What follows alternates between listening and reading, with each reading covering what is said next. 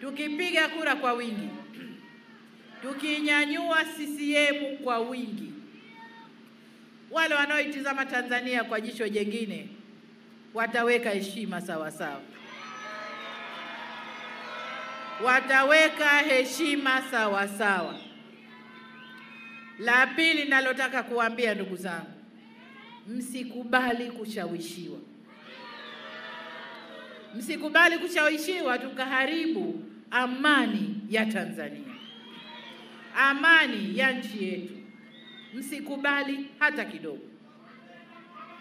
Wanaoshawishi wanapopa kwenda, nataka kuambia ukitokea jambo kidogo, tunawarudisha airport, passport zao mkononi, zina visa tayari, wanaondoka. Familia zao haziko hapa, wapo wao kuja kufanya fujo, kukikorogeka wakimbie wakaungane na familia. Sisi tunakwenda wapi?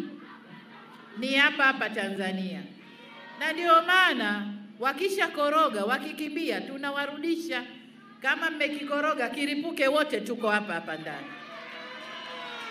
Sio mripue alafu muondoke, hapana, hiyo sio. Kwani waombe vijana wangu, watoto wangu, vijana wa Tanzania, msikubali hata kidogo, msikubali. Tokeni, kapigeni kura, rudi nyumbani, subiri matokeo. Ninawahakikishia usalama. Vyombo vya ulinzi vimejipanga vyema, kutakuwa salama. Lakini na nyinyi wananchi mutunze ule usalama. Baada ya kusema